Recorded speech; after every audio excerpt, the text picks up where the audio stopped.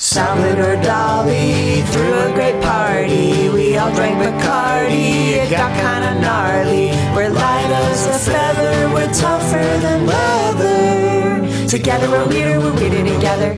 And when you've got no other choice, you know you can follow my voice through the dark turns and noise of this wicked little town.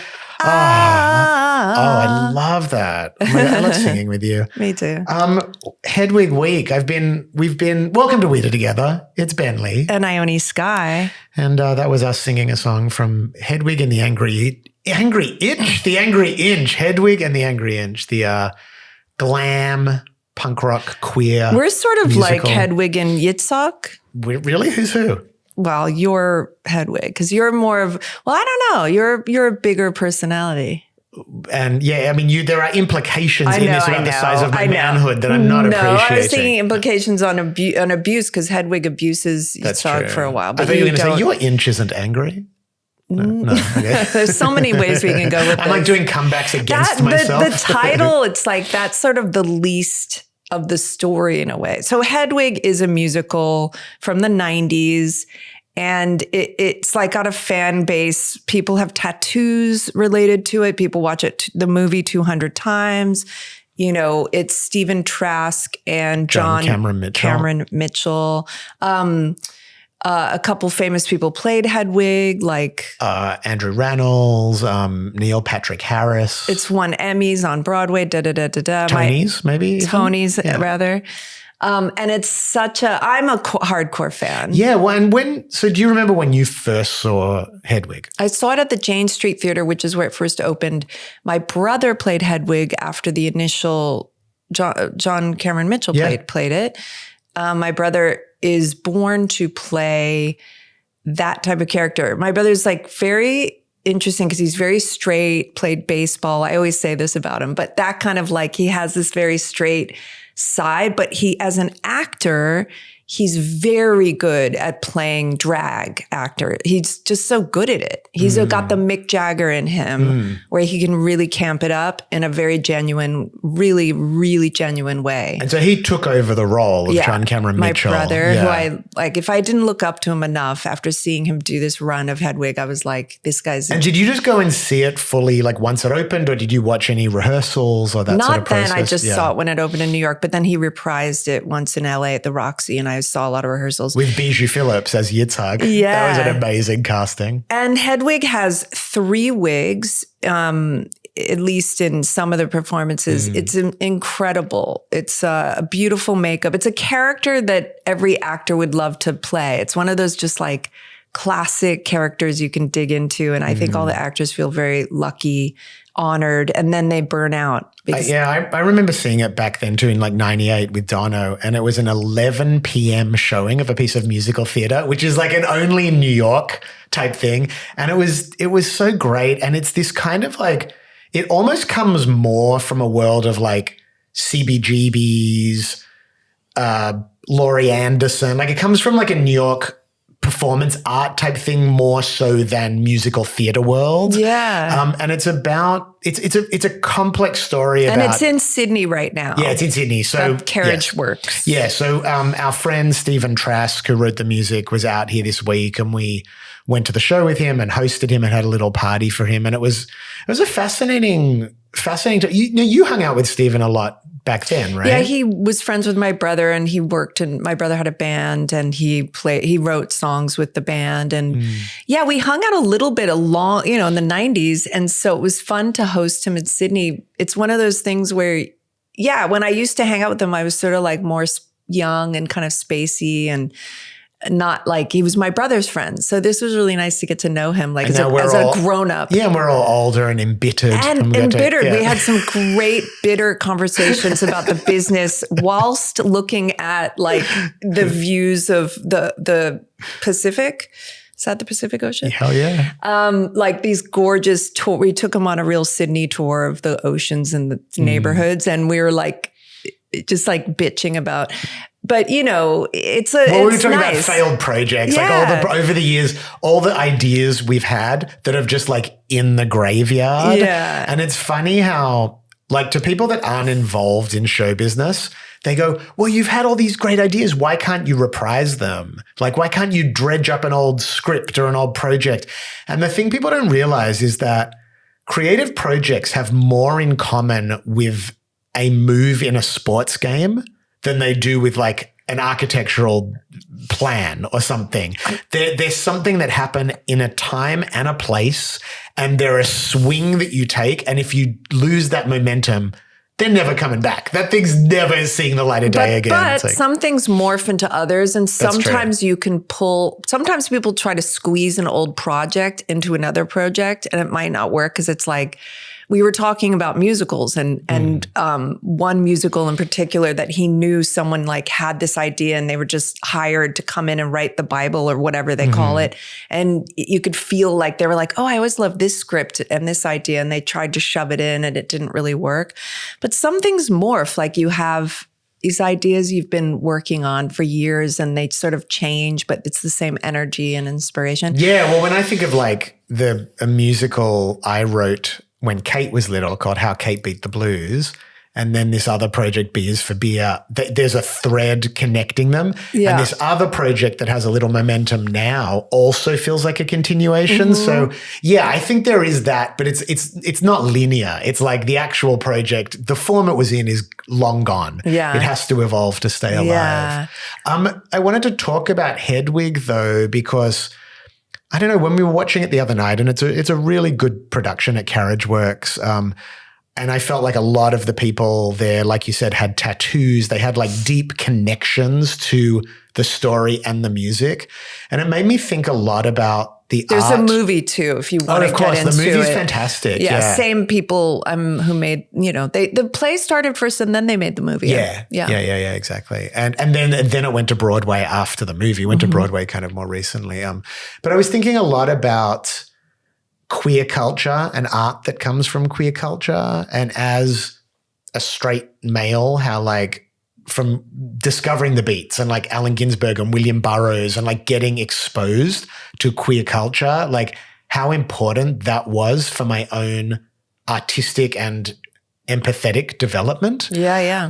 And I was thinking about how many people really felt seen and felt recognized through Hedwig and just how important it's also that is. a universal thing. I feel like, I don't know if I've talked about it on the podcast, but when I saw it with my brother, there would be like, people from the Midwest, like a housewife who felt unseen because she just was sort of like was like overweight or like just being a parent or something. And they would go to Hedwig because they felt like it represented this like complex person who just wants to be seen. And Hedwig's such a great character because it's not like Harry Potter, who's an adorable, sweet, amazing boy who realizes they're magic. Hedwig is like an asshole. Flawed, deeply very flawed, but who starts out just like, like hysterically vicious tongued and then completely opens up by the end and becomes just sort of like wide open. But so it's a complex character, but people feel very like the whole love the front of me kind of sentiment. There's a great line like love the front of me. And I think people can relate to that. Like, do you think that a story like Hedwig, I was really curious about how the context within which it's told, it's so different now. Like the way society talks about trans issues or gender or queer stories. It's really interesting. It's a different world. Yeah, because Hedwig is basically a gay man who likes to dress up in drag sometimes and accidentally doesn't really want to be transgendered, like by surgery. Well, there's a botched sexual reassignment surgery. So Hedwig, it's such a great story because Hedwig's a German teen during the Berlin Wall who's sunbathing one day and like lives with a single mother and is just this boy and this American soldier. A soldier who's like a Marine or something. Yeah, or a general or something. Is like a gay man and he's like turned on by Hedwig, who's like 18 or 19. It feels questionable at first. There's some implications, that it may not be the most age-appropriate relationship. It's a teen, maybe an adult, 18. And he's like, and they start sort of having an affair. And then the general's like, I live on an army base. We can get married, I'm bringing you back. But you have to have a surgery because you've got to be a woman. You got to be a woman. So we can get married and I can pass you as a woman. And the surgery gets botched. So Hedwig doesn't even want to be. That's what's interesting. So there's one question I have for you. We had a friend who came and they were curious because at the end of this, so there's a relationship in Hedwig where there's usually played by a woman who's butch and is also from Eastern Europe. And Hedwig and this character are in a band and Hedwig's very abusive. And they have a strange relationship now because the military guy is long gone, cut to Hedwig's in America. The whole story goes on. And now in this relationship with Yitzhak, who's the other main character.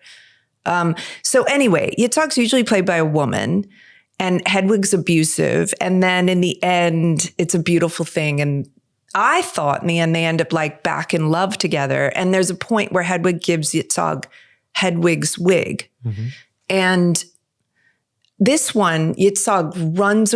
So this friend of ours who has a tattoo of Hedwig and loves it, they were like, wow, Yitzhak like ran off so fast. Like, see ya. Well, was like liberated from being under Hedwig's control in this And version. my question for you is, because in the end, it's sort of like Hedwig liberates this character and they like off, right? But my question is, this person, I don't know why I'm not naming them, but it's kind of private, I guess. It was saying to me, it was complicated because it's like giving a butch woman the wig. There was this is the thing. I'm an old head. I'm an old school gay. I'm not gay, but my like thinking about gay is super 90s. I'm the Karen of queer stuff. So for this new generation, I didn't even understand the complexity of what they were saying. Okay, well, listen. So when Hedwig came out, all of these issues were countercultural issues, right? So they were entirely defined through these personal journeys that there was no, it was their complexity, they didn't need, like now with issues that are to do with like gender, race, like we live in thankfully, we live in a much more supportive world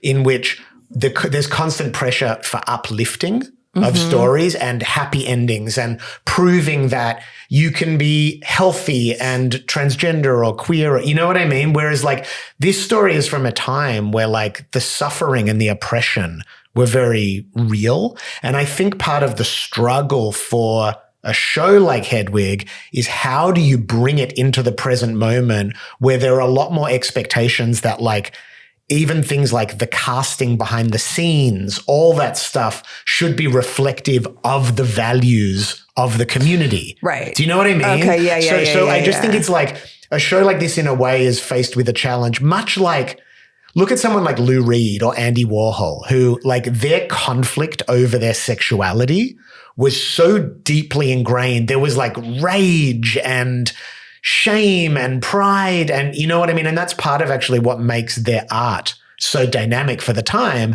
But this is a completely different moment. So I just think like a lot of these productions are experimenting with how do we bring this story into the present moment. Right. That's, you know, for lack of a better word, call it woke, you know, that we're in a moment now where there's much more awareness and acceptance and support.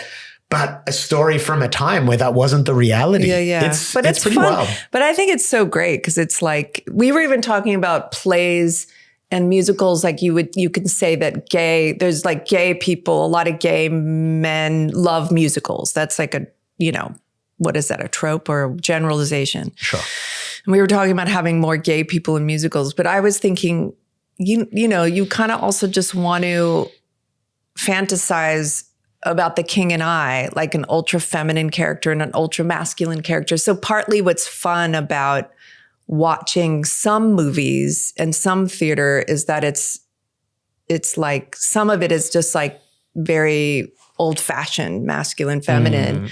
But then it's so good to not have that as well. Like, thank God, like it would be so sad if there were no movies that had gay stories that were really gay people and not just this fantasy. So Hedwig almost falls in a funny, like old school, like in a weird way. But oh my God, the songs are so amazing. The songs are amazing. Listen to the songs, watch the movie, go to the production at Carriage Works in Sydney. It's like a love letter. It's a world you enter into. It's a love letter to also just music. Like if you like glam, it's like mainly in some ways a love letter to, just like, the Rolling Stones. Yeah. And I can really, it's much like Velvet Goldmine. Do you remember in the beginning of Velvet Goldmine when Christian Bale masturbates over Iggy Pop on a record cover? Mm-hmm. I don't, but that sounds great. Yeah. But the idea that rock and roll has actually always been an entry point into people thinking more open-minded ideas about gender and sexuality. I remember and music saving you. And I remember Kurt Cobain being in a dress and kissing Chris Novoselic on stage on MTV and how this is from coming out of an era of hard rock. Wait, when did Nirvana get when did Kurt Cobain get like queer friendly? Was it because of the? He was always like that because he grew up. Was it because of the girl riot scene? I think some of the political activist stuff came through his affiliation in Olympia with Toby Vale and Kathleen Hanna and that. But the thing to remember about Kurt Cobain is he was a sensitive, beautiful, artistic kid, not a muscular jockey guy growing up in a logging and fishing town. Right. So he was beaten up and, he's the kind of kid that would be like, on the receiving end of bullying, macho bullying. So like my dad in Glasgow. Exactly. Speaking of gay culture, Labubus are on the way out. Monchichis are on the way in. It is all over my TikTok. Monchichis, you have a very deep history with Monchichis, and I wonder how you're feeling about their resurgence. Oh, I'm tearing up. About Monchichis. Genuinely tearing up. I love them. What is their appeal? I don't know. I liked them when I was little. In fact, my brother was having a 13th birthday. I was 10 years old, and I gifted him a Monchichi for his birthday, and he opened it, and he's like, you can have it. Here you go. Because it was classic. When you're shopping for somebody and you actually start shopping for yourself and you have to keep training yourself, like, this is not my present. This is their present. Like, you're like, I would like this. So that was so funny that I thought he would like it. Yeah. Monchichis are little monkey people. And they're just so cute. Right? They look like they're just like, and they suck their thumb. Mm-hmm. I don't know. I think they're Japanese. Yeah. They're all on TikTok. I'm seeing like there's Japanese billboards and shops. They are back in a big way. In the late 70s, 1980, they came out and they crossed over to America, and I loved them. I didn't have a ton of them. I had maybe 2 and probably 3 because of the one my brother gave back to me. Are you thinking of expanding your collection? I would love to. There was a shop in Little Tokyo in LA that had them, and it had like rare ones that had, like kind of different colored fur and this and that. But I just had the classic one you bought at like whatever, Toys R Us. Now, I don't know if this is pushing it a little bit, but I was wondering if there's any chance you would treat the beautiful babies to a rendition of the Monchichi theme song from the early 80s. Monchichi, Monchichi, oh, so soft and cuddly, da-da-da-da-da-da-da. Monchichi. That was great. You're like a Monchichi. Goldie, our kid, is truly a Monchichi. Well, she shaved her head and it's all grown back equal length everywhere. Yeah, it's true Monchichi behavior. It's adorable. Yeah. She's got a fluff head. So as, old school Bob Dylan fans, there's been a recent piece of Bob Dylan lore that has come, that's making the rounds on the internet. And it actually comes from our friend and sometimes collaborator, Alex Burke, in LA, who worked on the Bob Dylan concert film. It was called Shadow Kingdom. So it was an album he made, and then he filmed a concert film of them, and they did it over a week or so. And this is what Alex said about the way Bob Dylan operates on sets. Has anyone told you about his assistant? He had a guy who looked like a cowboy. Jeans, cowboy boots, white shirt. He sounded like he was from the South. Every day before filming, he would come up to us and be like, I got a friend coming. You might recognize him. You might not, but here's a few rules. You can't talk about the past. You can't talk about how much you love any of his art that you might know about. And you can't talk about the future, about what he's planning on doing. You can only talk about the present. Nothing about the present is off limits, but you're not allowed to talk about the past or the future. Is Bob Dylan fully enlightened? Amazing. But first, the one thing I have to ask is, why is he saying I have a friend coming? I just think it's a certain way of... Is that Bob? Is Bob the friend? Bob's the friend. But he's the one on tour, the opener, the main thing. Oh, they're at a film shoot for Bob Dylan. That's so funny to me. So it's sort of like if you're doing a movie and the star is Julia Roberts and you're Julia Roberts' assistant, and every day you're like, I have a friend coming, and every day it's Julia Roberts doing, it's like... I know, but you're saying it like this. You're saying it like, I got a friend coming. I think it's more like this. I got a friend coming. Okay, that's great. It's like, it was like, it was kind of like really cool. Okay. I think it's really cool. So let's move to the main piece of this, which is this I get more than anything in the whole wide world. Like, when you do work, and if you're doing work, you don't want anyone to basically put down or confuse things by talking about your past work. Okay. And you don't want the pressure of the future work. Like, I get that. Like, you just want to, I totally get that. What does it mean to you? To me, what it feels like and what I love about this story is this is actually about Bob Dylan's desire for genuine connection in a workspace.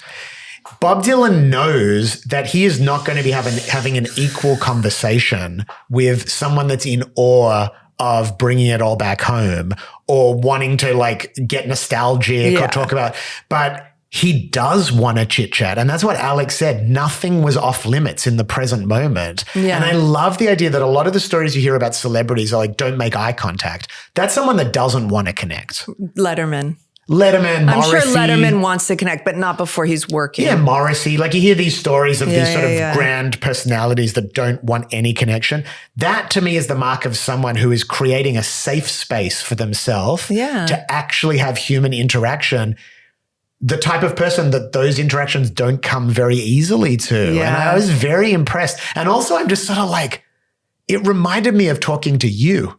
Because I sort of feel like you, the way you are, even though you like to talk about the past and stuff, you want people to be drawn into the present moment in conversation. Yeah. And I just feel like he's saying no airs. Let's be two human beings connecting right here, right now. Yeah. Loved it. I know, me too. Yeah. That was really great. If you could make any rules for social interactions, if you had this power where you were like, okay, I'm having a party, I want to say one or two things are off limits, what would they be? Well, I have so many. I don't like to talk about, anything like death or cancer or illness or, I have a lot of things that will stress me out. So I just want, you know what I'm like. I'm very sensitive to a lot of things. Yeah. I know you would like the rule that our dog shouldn't be allowed to kiss with tongue. That's so true. You've mentioned that lately. Like, would it be possible to train our dog to not kiss with tongue? And I want to train, when we're doing laundry, our dog just pulls the laundry all on the floor. So I want to teach our dog to fold laundry with his mouth because he's very good at moving things around. I'm certain we can teach him to just start folding like a drone. He's 10 months. Like, he should be able to start getting organized. Some more systematic thinking. The shirt I'm wearing now, I had just folded and he dragged it along the kitchen floor and then I had to shake it out. Straight up. So I want, I just want to, also I don't like, me, I'm like, what's it called? The deliverer of news, like the bearer of bad news. Yeah. You will shoot the messenger. I will shoot a messenger. I don't want bad news. I'll blame you.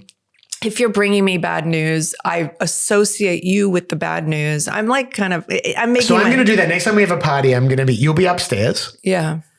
We're going to have a spotlight hit the staircase. And I'm going to say, I've got a friend coming. You may recognize her, you may not, but no bad news. I sound like Trump or It's something. hard in this world, though, to not have bad news. I know. Even like nice podcasts, all of a sudden it's like this person had a sad thing happen and they lost it. And I'm like, next, or like they're alone in the world. I'm like, I can't. Going back to what you were saying before, but though. no, what's off limits? You know me. I'm like, yeah, I have so many things. You know me better than I do. All my little no quirks. bad news is a good one. Yeah. And don't point out if you see Ione with food on her face or anything. No, do now not I point want it that because now that everyone said I'm like kind of messy, clean, like. Okay. I bathe, but you do have a little something in the back of your teeth. I do? I'm noticing. I only noticed and I don't think the camera's picking it up, but it's on that side. I feel it. Do you feel it? It's like a little bit of spinach or something. Yeah. Well, did you appreciate that? I do. Oh, that's so nice. I don't know. I'm a funny one with people. I have I said, I'm like a queen and a geisha. Yes. I'm like very empathetic, so I can be there if something's happening. I'll be there for somebody if something's happening. But I wanted to go back to what you were saying before about the party we had the other night for Stephen Trask and how we had some friends, sort of more older friends, like people our age or that said they don't find themselves in like that kind of intergenerational hang very often. And how it was really cool what came up because our friend Ingrid was talking to Huck Hastings and Tim from Funeral and about AI. And what she was saying was so interesting was that she didn't even realize how much she was coming at the subject from a generational viewpoint of being someone that has had a whole life of creativity before. Yeah. And it just reminded her to not be so hasty with what she writes off or doesn't. Do you know what I mean? And that is one of the best things about staying open to what young people are saying. I don't know. I've just been thinking about that, like how vital that is. I know it's really good to hear younger people's, take on things. Cause you it's weird as you get older, you just like, I like listen to more like news. Like I used to see older people weren't listening to music as much and they would listen to like the news. And I was like, what are they doing? Why are they doing that? Now I'm like, have to make myself sometimes listen to music. What age were you when you famously gave that prescient piece of tech prediction of saying nobody will ever watch a movie or a TV show on their computer? I was like, I was probably in my 20s. No, but that's also, I'm just, who knows what I'm not good. Please don't ask me to, any like stock advice or what stocks. Actually, I'm not bad with the stocks ideas, but yeah, you're not bad good, actually. But I'm not good with the kind of this whole stuff. I have to but I do watch everything on a computer. I have to make a correction, something I said last week. I implied that there was some kind of active lawsuit between Olivia Rodrigo and Taylor Swift, and I was corrected very intensely by, I think, both Olivia fans and Taylor Swift fans, that what actually happened was Olivia Rodrigo voluntarily gave up publishing to avoid legal action, which to me, I don't know. Look, maybe I'm reading between the lines, but that to me still implies there was a call from Taylor Swift's legal team to Olivia Rodrigo saying like, hey, might be a good idea to give up some of this publishing, or there could be legal action, but nonetheless, it never went to court. But I guess I was just trying to articulate the idea that the vibes are well off between those two. So are they? Oh, yeah. How do you know, even without this? Well, look, there's so much. I don't want to get into more like half-baked evidence that I'm going to get corrected on. But I will say that Taylor Swift has not used her massive platform that she often uses to support female artists to support Olivia Rodrigo. But we don't know why. No, but Olivia is locked out of the Swiftyverse. But I think what's interesting about Olivia Rodrigo is that she's, it's kind of forced her to find her own voice and her own universe to live in. And it turns out she's pretty politically active and pretty interesting. Like she was she had like Plan B, I don't know if they were giving it out or they had some sort of like thing in states where But is Taylor Swift also? Taylor Swift also, but Taylor Swift has to play it much safer in a certain way. Like I think, and it was a real journey for Taylor Swift to get politically active. Sure. Anyway, whatever. I'm getting myself in more trouble with Swifties, but I just wanted to acknowledge that they were right about that and I was wrong. I'm enjoying you. Speaking of women singing, every night you and Goldie are singing with guitars. It's been good. Whenever she goes through a phase of getting you were back singing into playing a guitar. Taylor Swift song. Yeah, we were. We sang, what was it? Love Story. Yeah. Well, that was the first one I liked that song a lot. Yeah. It was really cool. I am noticing with the podcast. More people saying they love it. Oh my God. Every day. Everywhere we go. Honestly, it's like, it's so crazy. Joyful We're for meeting us. more people are listening to it. It's becoming like, I think it's becoming that parasocial thing more for people where like they want to keep up with it as opposed to dipping in occasionally. Yeah. And I'm really grateful for that. And I'm adjusting. I'll tell you what I didn't even realize until recently. I'm adjusting to being more well-liked. Like, I don't think I'm necessarily more famous than I've been before in Australia, but I'm more liked. And that's come as a bit of a like shock to me. I think I got used to being like. Why didn't you want to be liked? I forgot. I don't know if it's that I didn't want to be. I just sort of wasn't. Like, my personality didn't mesh. I'm a bit of an outsider and a bit of a like shit stirrer. Yeah. And some of your humor is so, I'll use sophisticated, subversive. Brutish too. Like, I can be a bit like. Brutish, sure. Yeah. And but some people don't know you're joking. Some people miss my humor. They miss the humor, so they think you're being serious and not being kind of like, you're doing something kind of like sophisticatedly. But it's giving me a semi-identity crisis because I got used to like, if people are coming up to you, right, and you're not sure whether they're going to like basically love you or hate you, you become more defensive on the receiving of that. And so it's quite hard to have a genuine gratitude when it's nice. But now everyone seems to be saying nice things when they come up. So I'm feeling more open-hearted. We're becoming nicer. Oh my God. Wow. That's crazy. I've been reading more and I have one recommendation I saw. My mom, Jayne, it's a documentary Mariska Hargitay did about her mom, Jayne Mansfield on HBO. I cried 4 times watching this documentary. Huge. It was so good. Quadruple cry. But like nice cry. I felt a little jealous though, interesting. Like, well, she met her real father and they had a long secret because Mariska Hargitay's famous actress in her own right. And so she kept it private that she found out in her adult life that her father wasn't her father. And when she met her real father, they became really close. And so I was sort of like, like my life story with my dad, like we're close in a different way, but maybe, we're not close like the way they are. So I was like, but I'm happy for her. I'm very happy for her. No, I genuinely am happy for her. But it's a really cool documentary about Jayne Mansfield, who was like, sort of a Marilyn Monroe type, if you don't know. And what did you say it was called?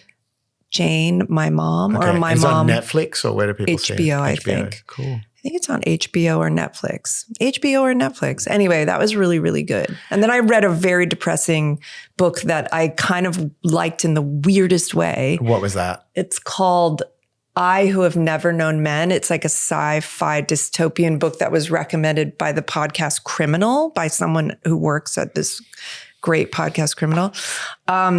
Anyway, it was just written in the 90s, like Handmaid's Tale, and now people have rediscovered it. But it was like a mystery that never got solved and was so depressing. So it's a sort of recommendation, but also sort of like frustrating book. So it's sort of not. I think entertainment and art being easy is like overrated. Yeah. Like being it's frustrated sort of like by a piece of art It's is like great. a Dark Mirror episode that was Black Mirror Yeah. episode that Well, not quite black. It's just dark. It's getting there. Dark Mirror episode. This book is. Yeah. If you like that kind of thing. Cool. I saw an interesting TikTok this morning by this guy, Dave Cairns, who I follow on TikTok. And he was talking about the Colbert cancellation in the US, which if you haven't been following it, it's worth diving into a little bit because it is either a blatant case of the Trump administration calling Sherry Redstone saying, if you want the Paramount sale to go through, you have to fire Colbert as retribution, or in the very least, it is a company who is doing everything they can to not have to be apolitical and not take any stand to ease their way, you know. But what was interesting about this is that this guy was saying it's worth keeping an eye on Australian media too. Paramount own one entity in Australia, and it's Channel 10. Oh. And that's something that's really worth watching when you look at these larger companies beginning to interfere in media conversation and what is covered and what isn't, because there is even a subtle media agenda. It's just worth keeping an eye on. That's all. Not saying anything, not saying anything that there's any evidence of any nefarious things going on, but it's just something as consumers of media that we should be aware of. I thought that was kind of interesting. This whole period has to be wrapped up very soon. I'm sure it will be. Yeah. No, I mean, it's horrific, but I think just doing what we can to just stay alert in terms of like, I don't know. I think people like Stephen Colbert. And how are Rupert Murdoch and Trump at the moment? Well, what's so weird about Rupert Murdoch is like Rupert Murdoch is the enemy, right? But then it's funny when your enemy's enemy becomes your friend, kind of, because you can't help but going a little bit now, like cheering on Rupert Murdoch. I'm like, what am I cheering on Rupert Murdoch for? But hey, just the fact that he's willing to go to battle with Trump over this, the article about this Epstein letter and Trump doodle. It's like, hey, you know, it's like when Elon Musk and Trump were fighting, like you don't really want either of them to win. You just hope they destroy each other in the process. So maybe Murdoch and Trump will do the same. Anyway, that's about it for this week. Yeah. Good pod. Nice pod. Thanks for listening, beautiful babies. And ask us some questions if you want. Sign up for the mailing list. Link in the show notes. The Substack has a pick of the week. Yeah. Get some tickets for Ben's Awake is the New Sleep tour coming up. And I'm going to be in Brisbane doing the Writers Festival in a couple months. Absolutely. So thanks. See you next week. See ya. Together we're weirder, we're weirder together.